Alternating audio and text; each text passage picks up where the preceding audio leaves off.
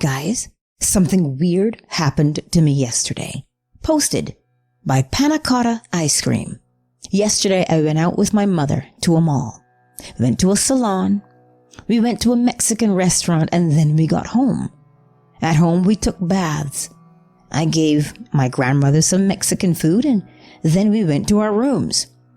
At my room, I was listening to an economics podcast when suddenly my mother rushed into my room and then made a sign with her hands telling me to follow her, and then rushed and closed the door fast and loudly. She was dressed in an orange shirt and jeans, clothes on her legs.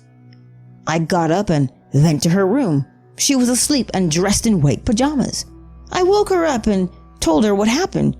She told me not to watch horror stuff at night. I told her I was listening to an economics podcast, then went to my room. I laid down in my bed and heard a loud thump at my door.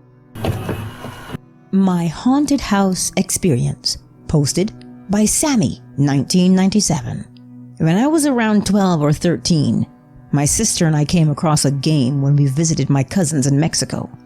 It's basically a game that connects you to the other side, and you can communicate with a good or bad spirit. It's called the Red Book game. I had no idea what I was getting myself into, so I decided to play. It was a very freaky experience. I believe whatever spirit we were communicating with negatively attached to us. Fast forward, we went back home after a week in Mexico, and it was summertime. I used to stay up late with my sister Jess and cousin Betty until 2 or 3 in the morning playing board games or watching movies. One particular night, we were playing a game, and it was about 2 in the morning. We heard a slight knock on the door, and when I went to go open it, there was no one there. We thought it was our younger sister Ash playing a prank on us, so we didn't think anything of it. A couple of minutes later, we heard 3 knocks, but this time it was louder. I went to go open it again, and no one was there. At this point, we were afraid and debating on who should go downstairs to check if it was really my sister pranking us. As we were talking again, 3 knocks. I quickly opened the door, and no one was there. We all decided to go downstairs to check if anyone was awake. My parents were asleep, my grandma was asleep, and my little sister was also asleep.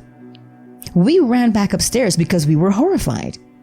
As we were talking about the knock, we heard a large slam coming from downstairs.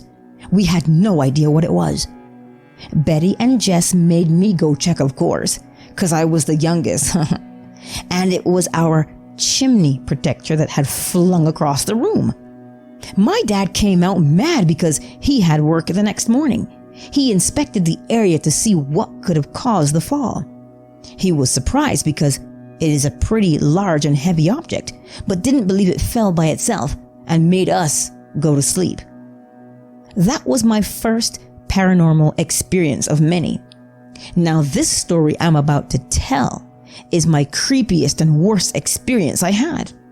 After my first paranormal experience, odd things would happen, such as random things missing that I had just put down, things falling off the counter, frequent arguments and fights between my sisters and I, as if there was negative energy present in the house. I always felt like I was being watched. I never slept with the lights off because I felt like I was not alone. One particular summer night, Jess, Betty, and I were watching a show. Jess and Betty were sitting on one sofa facing the TV, and I was sitting on the single chair sofa. We heard a sudden growl. It sounded like a wild pig growl coming from our backyard. We did not live in a ranch. We lived in the city, so we found that really strange. Jess paused the TV to see if we could hear it again, but there was no growl. We opened the window to see if it was maybe a stray dog, but there was nothing. We all sat back down to continue watching the show when I felt a sudden hair pull.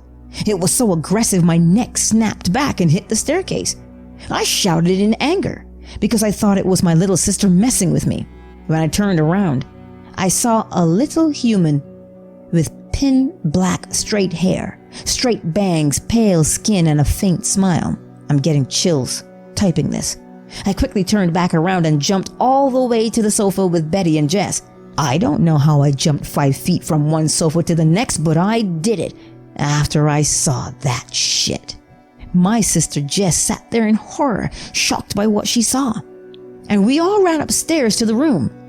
Betty did not know what was going on because she was watching the TV. But Jess claimed she saw when my hair was pulled. Of course, I did not want to sleep alone that night, so all three of us tried to sleep in a twin bed. Jess was charging her phone, and the charger has a bright blue light, so it was lighting up the room. I couldn't go to sleep, so I was staring at the walls of the room. In the corner of my eye, I saw something moving.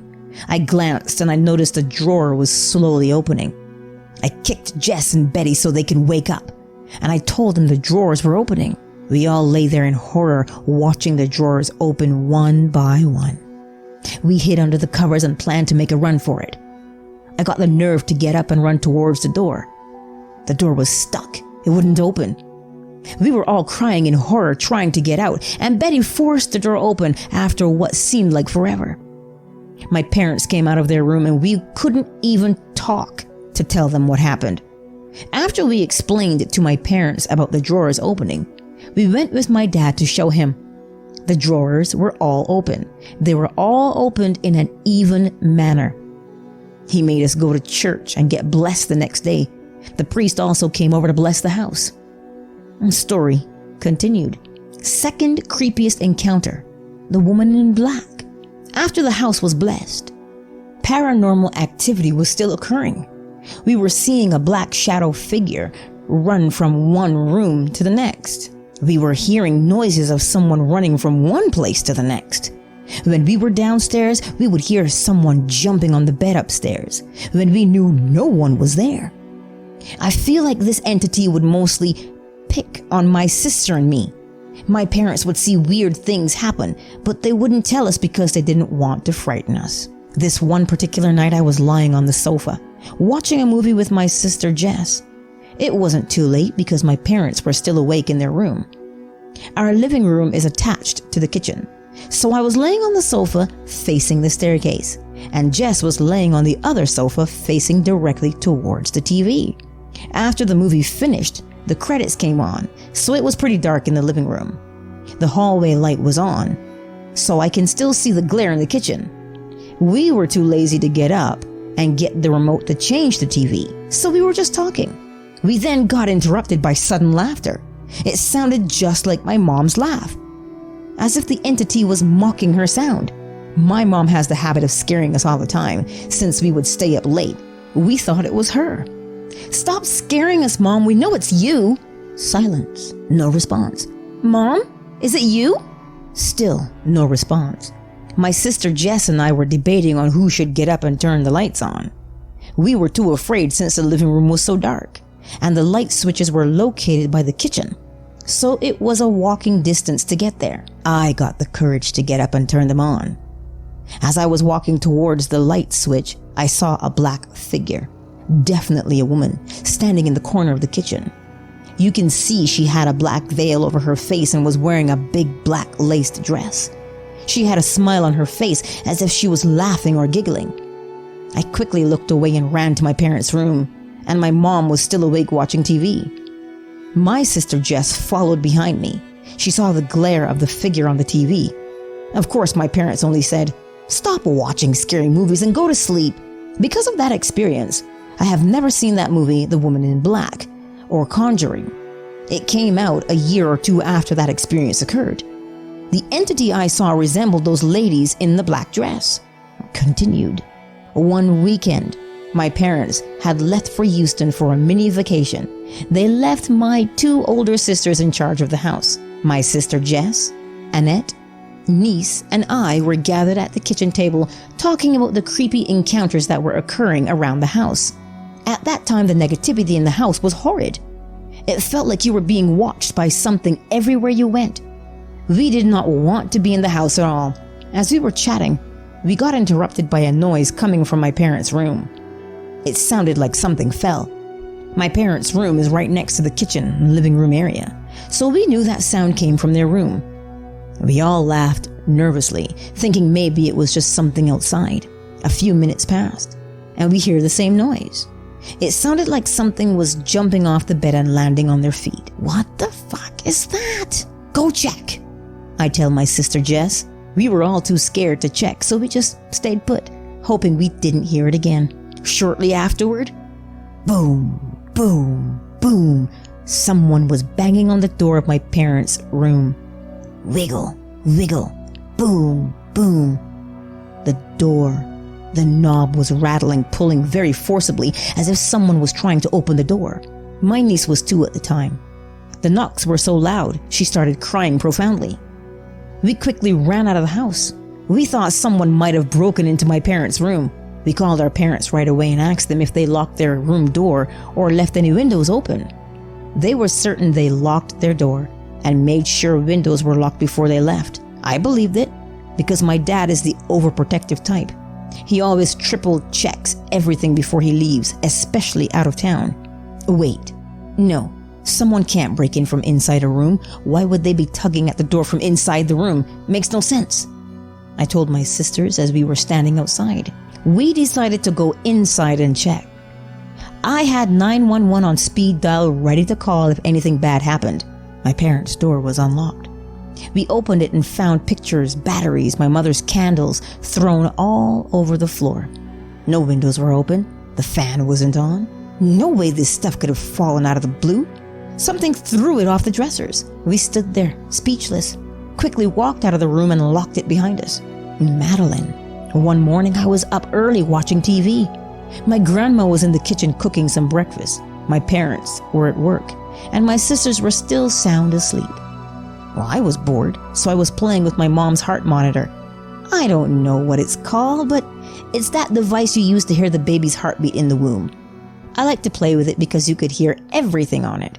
It was so powerful you could hear the neighbor's conversation outside. LOL, I was a nosy kid. I had the headphones on and placed the device on the floor. All I could hear was my grandma's footsteps in the kitchen. I then picked up a distant sound. I thought to myself, what could that be? It sounded like very faint talking. My grandma's the only one awake, so out of curiosity, I started following the noise. Closely following the trail of the sound, it leads me upstairs. The talking started growing louder. Well, none of the rooms upstairs had a TV. Maybe it was my sister on the phone?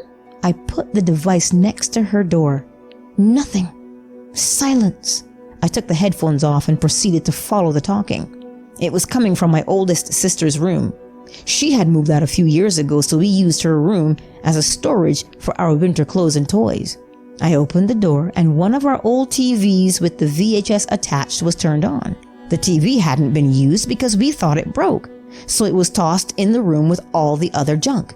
The TV was on the floor facing the bed, resting on top of a pile of clothes. I walked over to see what was playing, and it was the movie Madeline. The video cassette was in the VHS, plugged in. The power button was sunk in, so I couldn't turn it off. I pulled the power cord to disconnect it and threw it in the closet. And this is a story to be continued. I don't like to talk about it, so I will add on when I'm ready. My sister, Amazing Annette, is also in the comment section. Feel free to ask her questions. Also, please excuse my English or grammar. I'm not very good at it. I do not condone anyone to play the Red Book game. If you do play at your own risk.